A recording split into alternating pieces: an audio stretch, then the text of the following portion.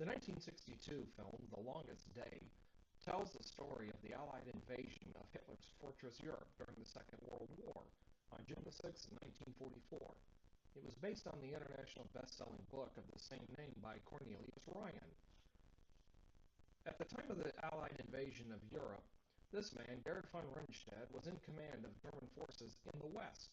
He was the one that was eventually fired after the debacle of the Normandy invasion by Adolf Hitler.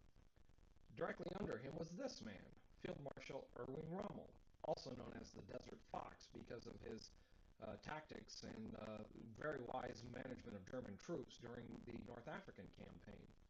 He was in command of the troops in Normandy, and he's the one that said whenever the Allies invaded, for the Germans as well as the Allies, it would be Der längste Tag, or the longest day. But on June 6, 1944, it also happened to be Frau Rommel's birthday. So instead of being in Normandy with the troops, he had taken some time off to go back and celebrate his wife's birthday. Then there's this man, Major Werner Pluskat. He was the battalion commander for the 352nd Artillery Battalion. According to the movie, he was in bed and received a late-night phone call waking him up, telling him of unusual activity down on the beachhead and in the area. In real life, he was actually, shall we say, with some business women. Yeah, that's it. He was with some business women. And then this man was in command of the German 15th Army. When he was told of unusual activity, paratroops landing and that sort of thing, he simply ordered the 15th Army on alert and went back to his bridge game, not really giving it another thought. And then the one who really shares a lot of blame for the debacle is this man, Adolf Hitler himself. You see, Hitler, a lot of people don't realize, was a pretty heavy drug addict, and the night before the invasion, he had taken some pretty powerful sleeping pills. And when the landing happened, he was asleep, and nobody had the guts to wake him up. When he finally did wake up at around noon and was told of the invasion, he went into one of his legendary temper tantrum meltdowns. And Hitler was the only one with the authority to release the German panzer tanks that were stationed in the area around Normandy.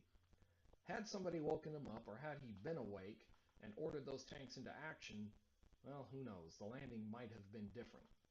But because those tanks didn't come into action immediately, the Allies were able to establish a foothold and eventually push into France. Now here's a connection between D-Day and Christianity. Von Rundstedt, Rommel, Pluskat, Hitler, everybody on the German forces knew the Allies were going to attempt a landing eventually. They didn't know exactly when, really didn't know exactly where, but they knew it was coming. In Acts chapter 1, after Jesus ascended, we're told that there were two men clothed in white standing there, who said to the disciples, "You men of Galilee, why do you stand gazing up into the sky? This same Jesus, whom you see departing, is going to return one day."